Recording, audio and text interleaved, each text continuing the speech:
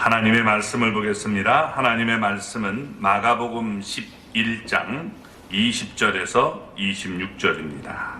자, 우리가 읽겠습니다. 그들이 아침에 지나갈 때에 무화과 나무가 뿌리째 마른 것을 보고 베드로가 생각이 나서 여짜오되 랍비여 보소서, 저주하신 무화과 나무가 말랐나이다.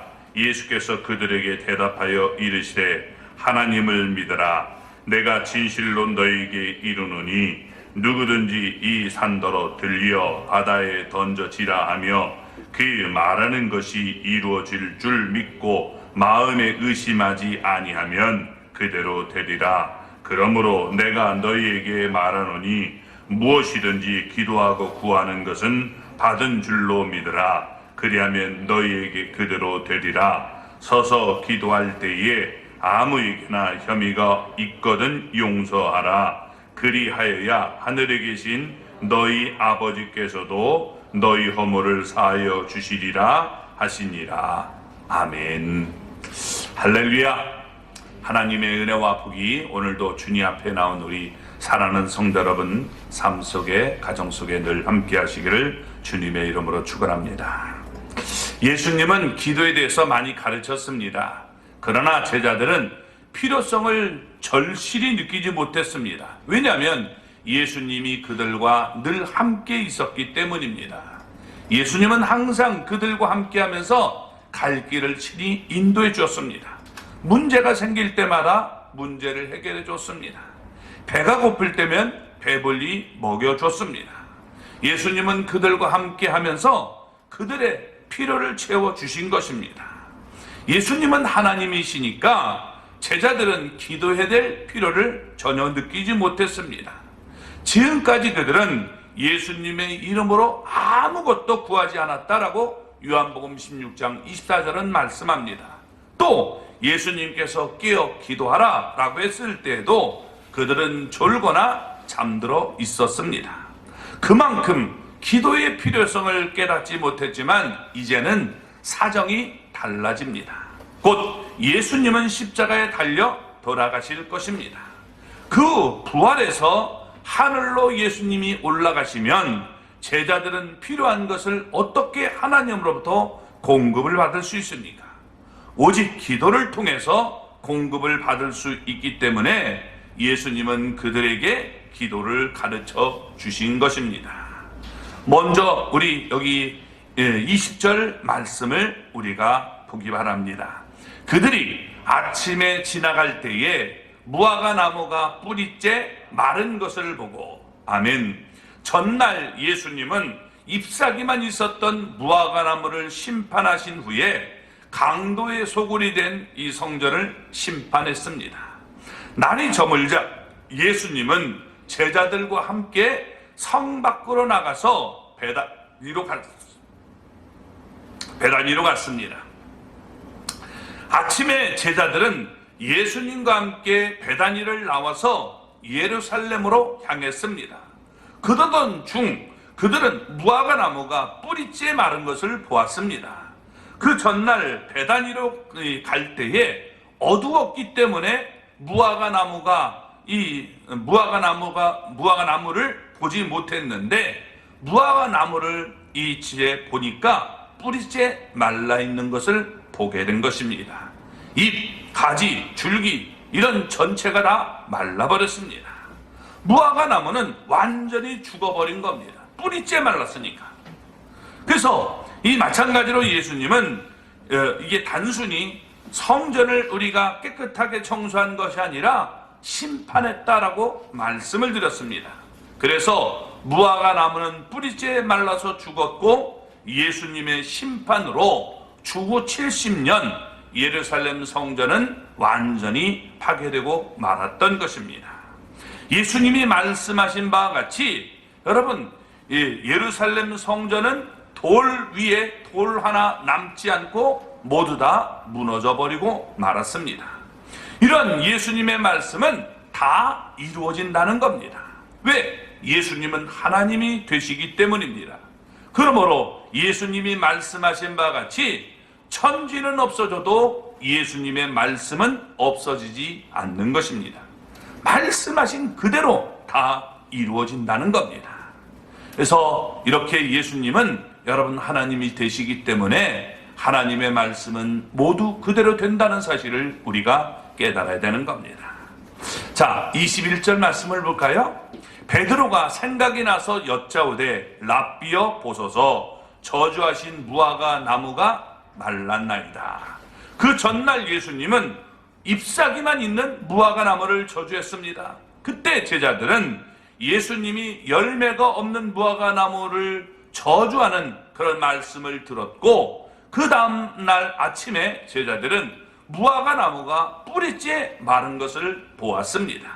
그때 베드로가 예수님이 그 무화과 나무에게 말씀하신 것이 생각이 나서 제자들을 대표해서 예수님에게 랍비여 보소서 저주하신 무화과 나무가 말랐나이다 라고 했습니다. 제자들은 예수님의 능력을 보았던 것입니다. 그때 그들은 전날 예수님이 하신 일을 생각했습니다. 이것이 우리가 효과적인 기도를 드리는 첫 번째 원리라는 겁니다. 과거에 우리 주님께서 하신 일이 무엇인지 깊이 생각해 봐야 되는 것입니다. 이전에 하나님이 한 일이 없다면 지금 하나님께 기도하는 것이 무슨 의미가 있겠습니까? 하나님이 능력이 없다면 여러분 기도할 필요가 없잖아요. 근데 하나님은 능력의 하나님이기 때문에 과거에 하나님이 어떻게 행동하셨는가, 이걸 우리가 보면 여러분 우리가 기도할 수 있는 힘을 얻게 되는 것입니다. 과거에 하나님께 기도했고 그 결과가 좋았기 때문에 지금 우리는 하나님께 기도하는 겁니다. 과거에 우리가 하나님께 기도했던 것들이 안 좋은 결과가 있었다면 기도를 우리가 하려고 하지 않을 것입니다. 그러나 기도했을 때 하나님께서 내게 이렇게 응답했던 것들이 우리가 기억나고 생각이 난다면 하나님 앞에 그래 다시 한번 우리가 기도하자, 이런 용기를 얻게 되는 것입니다. 따라서 우리가 능력 있는 기도를 하려면 하나님이 하신 일을 깊이 우리가 생각을 해야 된다는 겁니다. 하나님의 은혜로 이스라엘 백성들은 출애굽을 했습니다. 그들은 광야에서 40년 동안 수많은 연단을 받았습니다.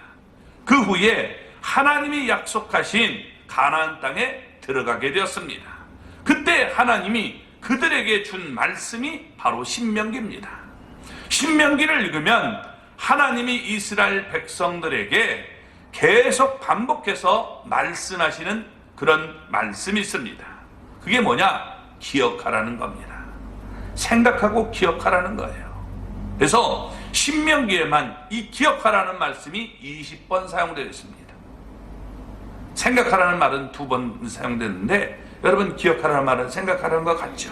그래서 정말 우리가 하나님이 하신 일을 기억할 때 내가 용기를 얻을 수 있다는 거예요.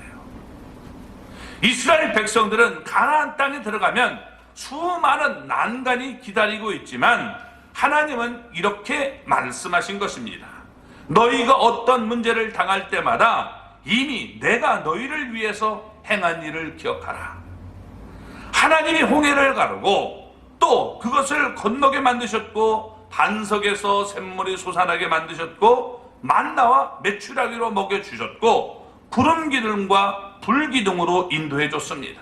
또 아말렉 전투에서 우리가 이 하나님이 이기도록 돕는 손길을 허락했습니다. 그래서 모세가 손을 들고 기도하면 이스라엘 백성들이 이기고 모세가 이 팔이 힘에 빠져서 내려오면 이스라엘 백성들이 지는 이런 경험을 하게 된 것입니다.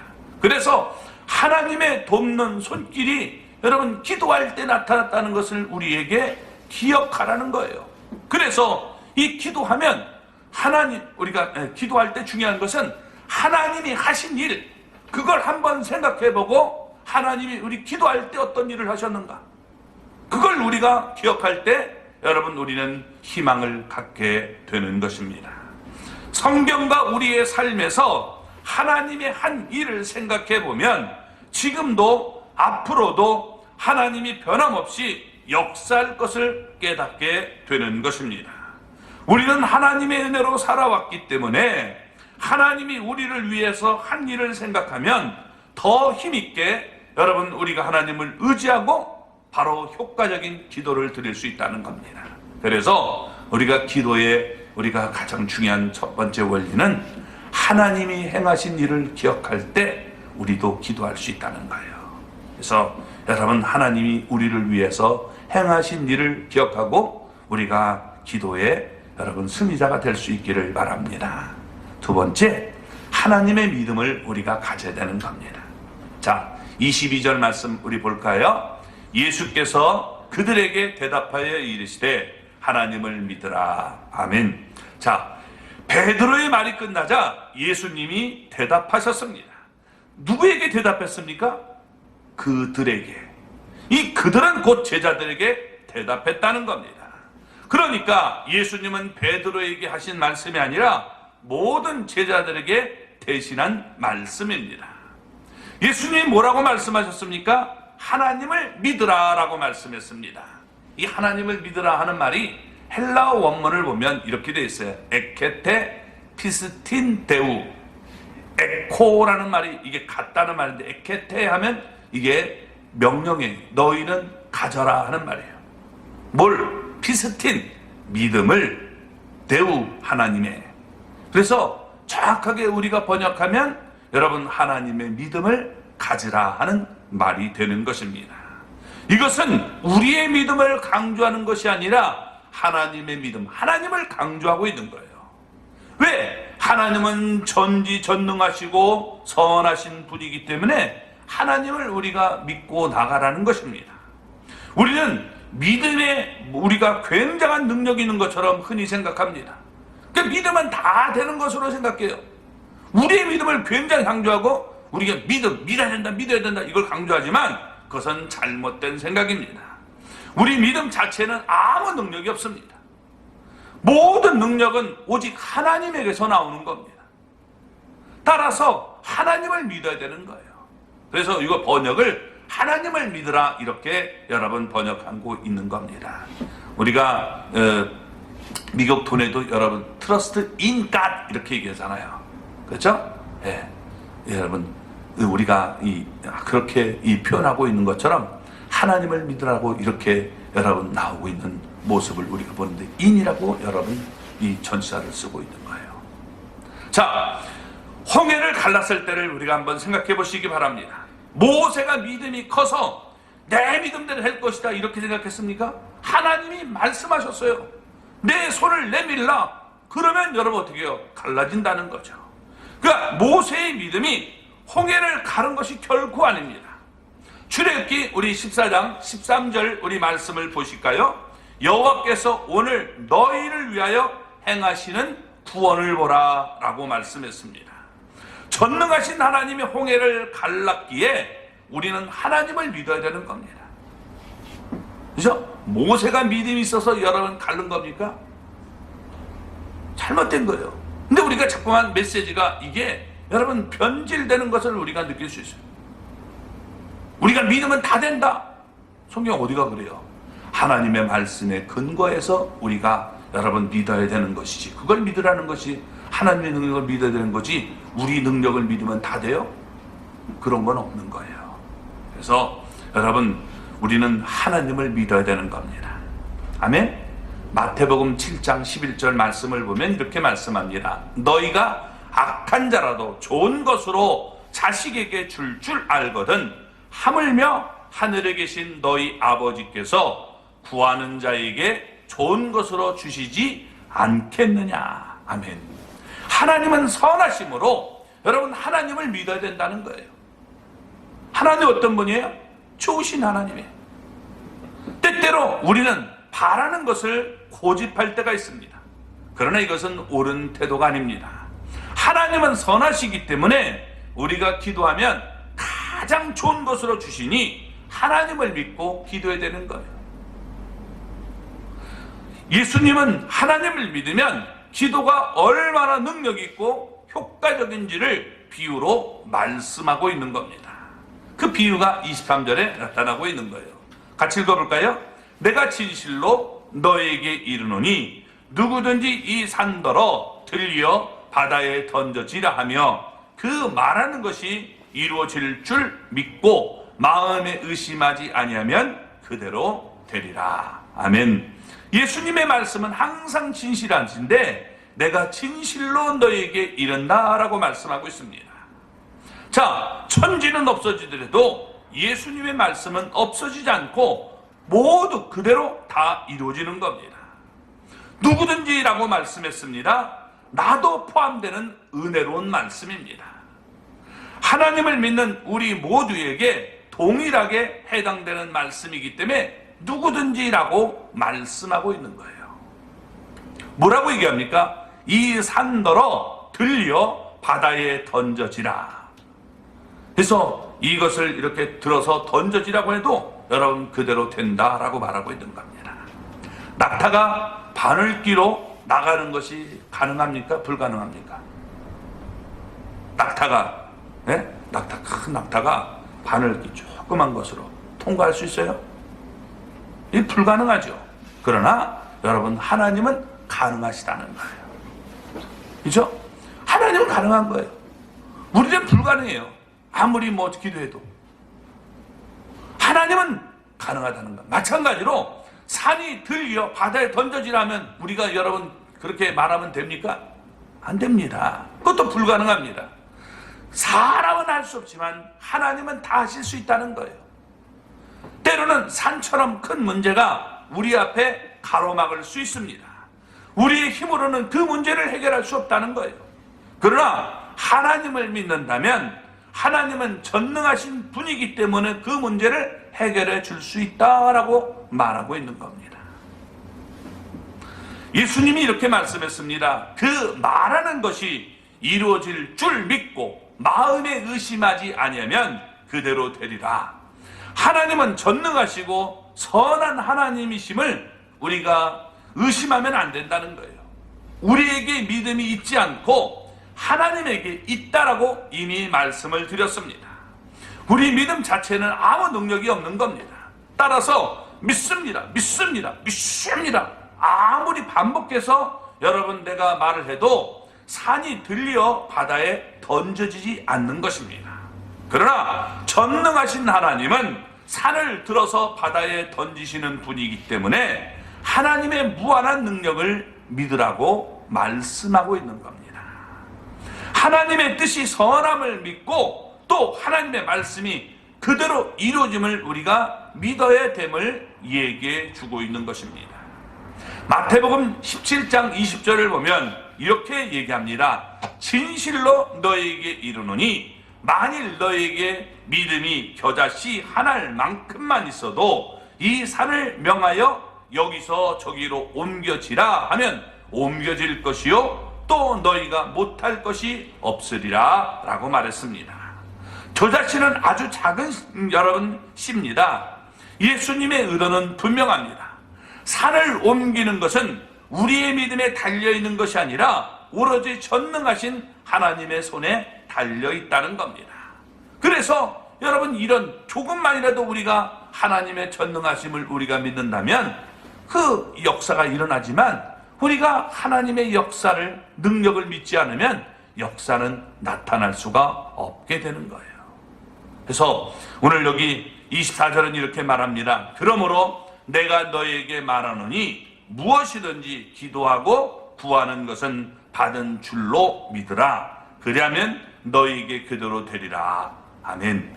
기도가 응답되기 위해서는 하나님을 믿으라는 거예요. 이 다시 사실을 강조하고 있는 겁니다. 왜 우리가 하나님께 기도하며 구합니까? 하나님을 믿기 때문에 구하는 것입니다. 하나님께 기도하지도 않고 구하지도 않는 것은 하나님을 믿지 않기 때문에 기도하지 않는 겁니다. 구하지 않는 것입니다. 겨자씨의 믿음을 한번 생각해 보시기 바랍니다. 마태복음 13장 32절은 예수님이 말씀하신 바와 같이 이 겨자씨는 모든 씨보다 작다라고 말했습니다. 겨자씨가 아니라 우리가 이 담배씨 이런 모습을 담배씨가 더 좁죠.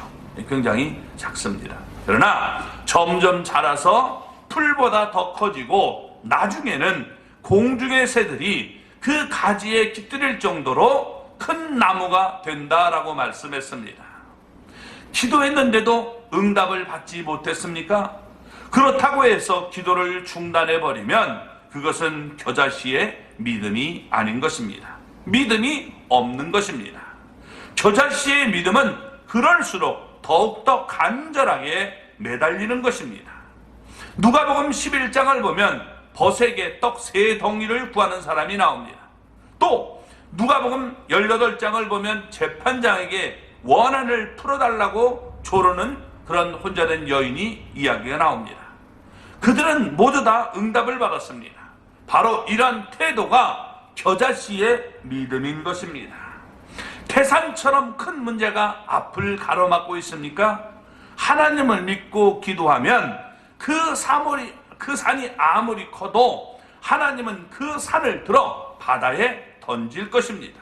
왜? 전능하시기 때문입니다. 하나님이 산을 들어 바다에 던질 수 있는 것입니다.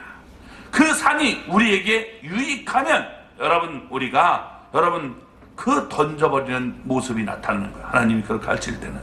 그때 하나님이 지혜를 주어서 하나님의 뜻을 우리가 깨닫게 되는 겁니다. 남아있다면 하나님께서 왜 옮기지 않았을까? 분명히 그것은 하나님의 선한 뜻이 있기 때문에 오히려 옮기면 문제가 될 수 있기 때문에 놔두는 겁니다. 그래서 기도의 두 번째 원리는 뭐냐? 하나님의 선하심을 믿어야 된다는 거예요. 그리하면 능력 있는 기도, 응답받는 기도를 하나님 앞에 드릴 수 있는 것입니다.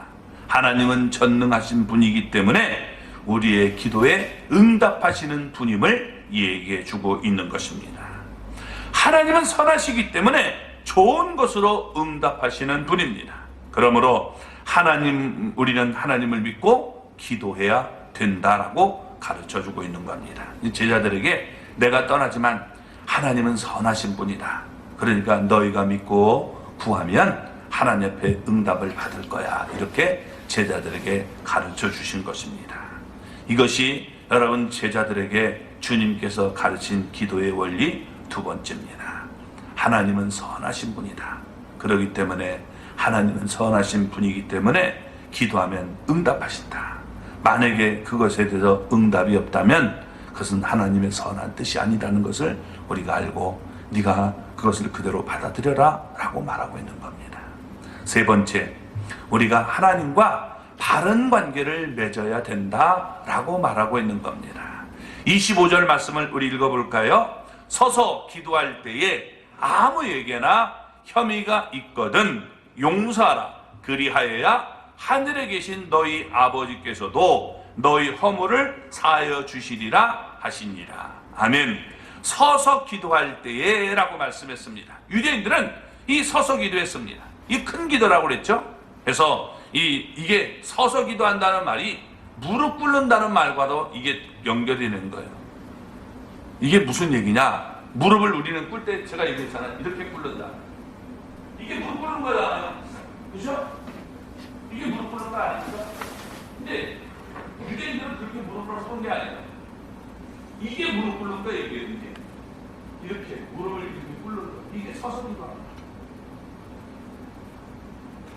제가 저를 가르친 그 교수가 그렇게 얘기할 때 아니 그게 무슨 무릎 꿇는 거냐 이렇게 했더니 그게 왜 무릎 꿇는 거냐 우리는 이렇게 꿇는데요.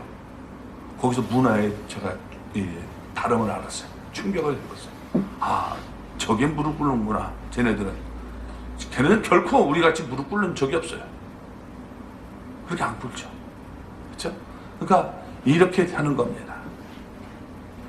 자, 유대인은 서서 기도했는데 이렇게 무릎을 꿇으며 기도하는 모습입니다.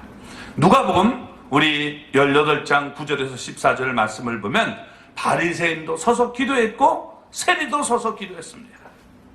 그런데 기도할 때 몸에 우리가 자세가 중요한 것이 아니라 정말 기도할 때 중요한 것은 뭐냐? 무릎을 꿇으면 어떻고 좀 누워서 기도하면 어떻고 허리 아픈 사람 누워서도 기도해야 되죠. 꼭 이렇게 무릎 꿇고 해야 됩니까? 그러면 이거 문제가 생기죠. 그 중요한 게 아니라 기도하는 사람의 마음이 여러분 중요하다는 겁니다. 그래서 예수님은 이와 같이 말씀하고 있는 겁니다. 아무에게나 혐의가 있거든 용서하라. 아무에게나 혐의가 있거든 용서하라 라고 말했습니다. 혐의라는 말이 헬라어로 이티라는 말인데 그냥 무엇이라는 말이에요. 무엇. 마음에 무슨 꺼리낌이 있는 무엇이 있다면 여러분 그것을 우리가 용서하고 우리가 기도해야 된다는 거예요. 어떤 사람에 대해서 마음에 어떤 꺼리낌인 것이 있으면 원한을 우리가 그것을 여러분 용서할 때 우리가 기도가 능력 있는 기도가 된다라고 말하고 있는 겁니다. 왜 우리가 우리에게 허물이 있는 자를 용서해야 됩니까? 예수님은 그 이유를 여기 지금 말씀하고 있는 겁니다. 그리하여야 하늘에 계신 너희 아버지께서도 너희 허물을 사하여 주시리라. 다시 한번 볼까요? 그리하여야 하늘에 계신 너희 아버지께서도 너희 허물을 사하여 주시리라 라고 말씀했습니다. 우리가 남의 허물을 용서해야 하나님도 우리의 허물을 용서해 주신다는 거예요. 반대로 우리가 기도할 때 아무에게나 혐의가 있는데도 용서하지 않으면 어떻게 되겠습니까? 하나님도 우리의 허물을 여러분 용서하지 않는다라고 말씀하고 있는 겁니다. 사하지 않는다는 거죠. 우리 허물이 하나님과 우리 사이를 갈라놓기 때문에 하나님이 우리의 기도를 듣지 않는 겁니다. 그래서 여러분 우리가 이것을 친밀감이라고 한단 말이에요. 친밀감. 하나님과 나와 정말 우리가 이 좋은 관계가 될 때 여러분 어떻게 돼요? 기도가 우리가 매끄럽고 복된 모습이 되는 거죠. 그렇죠? 장로님 사랑하는 딸 유리가 관계가 좋으면 알았어 아빠가 다 줄게. 그럴 테지만 이 딸이라도 자꾸 아빠한테 삐뚤거리고 이게 그러면 네가 해 알아서 이렇게 될 수 있단 말이에요. 이게 친밀감이죠. 내 딸은 틀림이 없어요. 우리가 구원받은 건 틀림이 없단 말이에요. 구원은 믿음으로 우리가 받는 겁니다. 분명히 성경은 그렇게 얘기했어요. 근데 뭐냐? 이 친밀감이 우리가 떨어지는 거예요. 목사와 성도들 간에도 여러분 친밀감이 있어요. 그래서 우리가 친밀한 관계를 유지만 될 수 있는 거죠. 근데 이건 뭐래요? 친밀감이 여러분 우리가 하나님 앞에서 친밀감이 자꾸 떨어지는 게 뭐냐? 용서하지 않는 거예요. 왜? 하나님이 볼 때는 형제란 말이에요. 저는 하나밖에 없지만 장로님은 둘이 있어요. 근데 이 아들 진우와 유리가 이 관계가 안 좋으면 굉장히 아버지 마음은 아플 거예요. 그죠? 야, 싸움하지 말고 좀 잘 좀 지내. 근데 꼭 동생이 막 들이받는다든지 오빠가 막 이렇게 하면 굉장히 괴로울 거예요.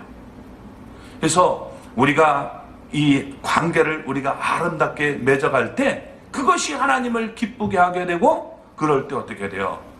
너가 내 말을 정말 이렇게 잘 듣는구나. 그래서 우리의 기도가 힘있고 하나님 앞에서 우리가 잘 들어지는 그런 모습이 나타남을 얘기해 주고 있는 거예요. 그래서 이 친밀감이라는 것이 우리가 하나님 앞에 굉장히 중요한 것입니다. 이걸 착각해가지고 여러분 전광훈 목사가 이런 망언을 했죠. 여러분 하나님도 내 말 안 들으면 나한테 죽어. 그건 망언인데요. 그게 무슨 얘기냐면 나는 하나님과 친밀감이 있다는 걸 그렇게 표현한 거예요.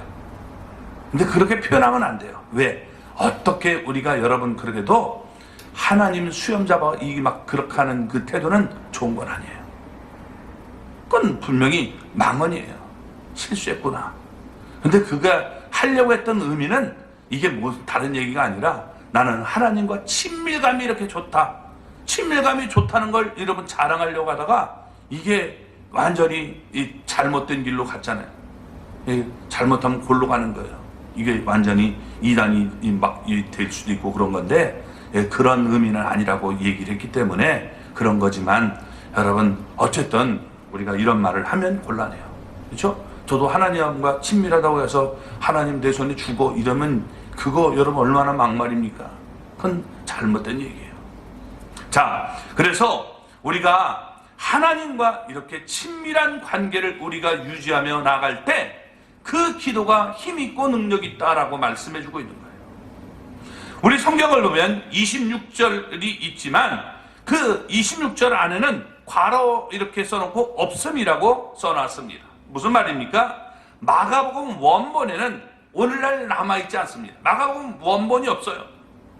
단지 서기관들에 의해서 기록된 마가복음의 여러 사본들이 오늘날까지 전해지고 있는 겁니다. 그런데 이 초기에 기록된 사본들을 보면 26절에는 아무 말씀이 없는 거예요. 다만 보다 후대에 기록된 이 사본들을 본다면 26절에 말씀이 나와요. 그게 어떤 말씀이 나오냐? 우리 26절하고 밑에 쭉 읽은 거 보면 어떤 사본에 해놓고서 만일 너희가 용서하지 아니하면 하늘에 계신 너희 아버지께서도 너희 허물을 사지 아니하시리라 라고 말씀하고 있는 겁니다. 이 말씀이 초기 사본들에는 없었어요. 후기 사본들에는 기록이 있습니다. 그러니까 여러분 보세요. 초기 사본이 중요할까요? 후기 사본이 중요할까요? 예? 초기죠, 초기. 이게 원본에 더 가까울 거 아니에요. 후기는 이건 여러분 이게 나중에 쓴 거란 말이에요. 그러니까 우리 성경에는 초기에 이게 없었으니까 없음이라고 써놓은 거예요. 그런데 후대에는 이런 일이 있으니까 참조하라 이렇게 해서 써놓은 것입니다. 자, 마가복음 원본에는 그 말씀이 없을 가능성이 더 크다는 거예요. 원본에. 마태복음 우리 6장 14절 15절에서 예수님은 같은 말씀을 했습니다. 우리가 사람의 잘못을 용서하면 하나님도 우리 잘못을 용서한다라고 말씀했습니다. 그러나 우리가 사람의 잘못을 용서하지 않으면 하나님도 우리의 잘못을 용서하지 않는다는 겁니다. 물론 여기서 아까 말씀드렸듯이 예수님은 우리의 구원에 대해서 말씀하시는 것이 아닙니다. 우리는 믿음으로 말미암아 이미 구원받은 사람입니다. 그럴지라도 육신은 약하기 때문에 계속 죄를 짓습니다. 따라서 죄를 지을 때마다 하나님의 용서를 받아야 되는 거예요. 이미 몸은 깨끗했을지라도 더러운 발은 우리가 계속 씻어 나가야 되는 것입니다. 이사야 59장 2절의 말씀처럼 죄는 하나님과 우리 사이를 자꾸 갈라놓게 되는 겁니다. 친밀감이 없어지게 만드는 거예요. 우리가 죄가 있으면 하나님이 우리의 기도를 듣지 않는다는 거예요. 너 구원받지 못했다 이게 아니라 아까 말씀했죠. 딸이라도 어떻게 돼요? 너희들 알아서 해. 네 힘을 갖고 해. 이렇게 되는 거예요. 그러면 만약에 이 죄송한 표현이지만 쌈하면 장로님 아들 딸 아니에요? 그래도 둘이 쌈했다 할지라도 아들 딸은 틀림없잖아요. 그죠? 근데 이 아빠의 마음은 굉장히 기분이 안 좋은 거예요. 내 자녀들이 왜 그렇게 돼요? 너희들이 정말 이렇게 친했으면 좋겠다. 그게 아버지의 마음 아닙니까? 그래서 나는 몰라 이렇게 얘기할 수 있다는 거죠. 그래서 우리가 이거 친밀감 속에서 말씀하고 있는 거예요. 우리 기도가 응답받으려면 하나님과 바른 관계를 맺어야 되는 겁니다. 우리가 기도에 대해서 하나님 앞에 응답받으려면 친밀감이 좋아야 여러분 어떻게 해야 돼요? 되잖아요. 어떤 일을 할 때도 우리가 회사도 그렇단 말이에요. 사장님과 이 관계가 친밀하면 여러분 어떻게 해요? 그거 잘 들어줘요. 신방국 권사님, 총장님과 관계가 좋으면 어떻게 돼요? 결제받기가 쉽죠? 근데 총장님과 원수가 되면 어떻게 돼요? 이런 걸 갖고 왔어요. 이래가지고 굉장히 갖고 왔다 욕만 얻어먹어요. 그러니까 여러분 우리가 바른 관계를 맺어야 하나님 앞에 우리가 응답받는 이런 모습이 된다라고 말하고 있는 겁니다. 그러면 우리가 하나님과 바른 관계를 맺는 것이 뭘까요? 바른 관계를 맺는 게 형제들을 용서해야 된다는 거예요. 하나님이 그리스도 안에서 우리를 용서함 같이 서로 우리가 용서하는 태도를 가져야 된다는 거예요. 그게 아버지를 기쁘게 하는 거예요. 자녀들끼리 원수가 되면 아버지의 마음이 좋아요? 하나밖에 없어서 잘 모르는데 둘 이상 갖고 있는 분들 어때요? 우리 신만수 권사님 아들이랑 딸이 싸움했어. 이것들이 그냥 하면서 다 나가! 그렇게도 할 수 있단 말이에요. 그런 말은 안 하겠지만 그죠? 그렇게 말했다고 해도 너희들은 내 자녀가 아니라 그런 말은 아니죠. 보기 싫다 이런 얘기를 하고 있는 거예요. 그래서 하나님과 우리가 바른 관계를 맺으려면 용서하는 태도를 우리가 가져야 된다라고 말하고 있는 겁니다. 하나님이 그리스도 안에서 우리를 용서함 같이 우리도 서로 용서하는 태도를 가져야 되는 것입니다. 그래야 하나님과 바른 관계를 맺을 수 있다는 겁니다. 이것이 바로 능력 있는 기도, 응답받는 기도, 효과적인 기도를 드리는 세 번째 원리다라고 말하고 있는 거예요. 친밀감이 있어야 여러분들의 기도가 우리가 살아있는 기도가 되는 거예요. 요한복음 14장 우리 12절 13절에서 예수님은 우리가 예수님이 한 일보다 더 큰 일을 할 것이다 라고 말씀했습니다. 예수님은 무화과 나무를 저주해서 뿌리째 마르게 했습니다. 그러나 우리는 그보다 더 큰 일, 곧 산을 들어서 바다에 던지는 일도 할 것이다 라고 말하고 있습니다.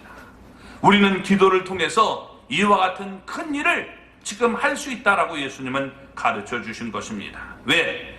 우리가 예수님의 이름으로 기도하면 예수님이 행하시기 때문입니다. 능력 있는 기도, 응답받는 기도, 또 효과적인 우리가 기도를 드림으로 우리들이 큰 일을 행해서 하나님께 큰 영광을 돌릴 수 있는 우리 모두가 되기를 바랍니다. 하나님이 하신 일을 기억하고 여러분 기도하시기 바랍니다. 하나님은 능력 있고 좋으신 분이다. 하나님은 선하신 분이다. 이걸 우리가 믿고 기도해야 돼요. 하나님의 믿음을 우리가 가지고 기도하십시오. 하나님의 믿음은 말씀한 대로, 하나님이 말씀한 대로 그대로 된다는 거예요. 그래서 내 믿음을 강조하지 마시고 여러분 하나님이 하신다. 우리가 그것을 믿고 기도하시고, 또 우리가 하나님과 바른 관계, 친밀감을 우리가 가져야 우리의 기도가 능력 있다는 사실을 기억하시고, 친밀감을 우리가 갖기 위해서 여러분 우리는 어차피 인간들은 우리 죄 짓고 똥 싸는 인간들이에요. 너나 나나 그게 그거예요. 그래서 우리가 서로 용서하고 사랑할 수 있는 이런 모습을 갖기를 바랍니다. 그런 태도를 취할 때 하나님이 우리의 기도를 응답하신다. 너희가 무엇이든지 구하면 내가 응답하겠다라고 말하고 있는 겁니다. 그런 은혜가 우리 가운데 넘쳐나기를 주님의 이름으로 축원합니다.